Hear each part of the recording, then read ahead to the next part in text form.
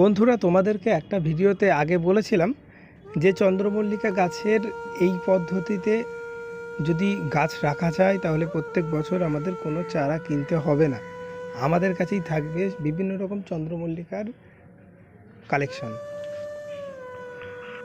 এর উপর একটা ভিডিও আগেই দিয়ে দিয়েছিলাম। আর এই ভিডিওটা হচ্ছে শুকনো গাছ যেটা এবছরে ফুল দিয়েছিল, সেই গাছটা কাটার পরে নিচে যে মাদার গাছগুলো ছিল সেগুলি কিন্তু তখন শুকনো ছিল। এগুলিকে জল দেওয়া হয়েছে। জল দেওয়ার পর দেখুন এগুলো কি সুন্দর বেঁচে উঠেছে এবং নতুন করে পাতা ছাড়ছে। এগুলি যখন বড় হবে তখন এগুলিকে কাটিং করে আরেক জায়গায় বসানো হবে, পরের বছরের জন্য স্টক করে রাখা হবে।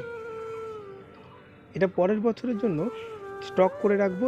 এই যে মাথায় যেগুলো সাপ দেওয়া আছে এগুলো যাতে কোনো ফাঙ্গাসাইড এরা যে ফাঙ্গাসাইড যদি কোনো ইনফেকশন জাতীয় কোনো কিছু না আসে, পোকা না বসে, এই জন্য দেওয়া হয়েছে। আর দেখুন মাদার গাছগুলো দেখুন কিন্তু বিশেষ করে তরতাজা এবং বড় হয়ে উঠছে। এই গাছগুলিকে তুলে আমি আবার নতুন চারা, নতুন গাছ তৈরি করতে পারবো। এরা কিন্তু এখনই উপযুক্ত হয়ে গেছে, কিন্তু আমি এখনও করব না। কেন? আমার আরও চারার দরকার, তাই আর একটু বড় হবে।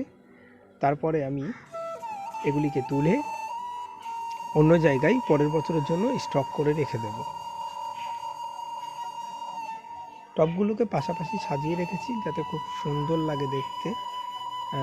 ভালো লাগলে অবশ্যই কমেন্ট করে জানাবে যে কেমন হয়েছে, বা যদি তোমাদের মনে হয় যে টবগুলো অন্যভাবে সাজালে ভালো লাগতো তাহলেও অবশ্যই কমেন্ট করে জানাবে, তাহলে সেইভাবে সাজিয়েই দেখব।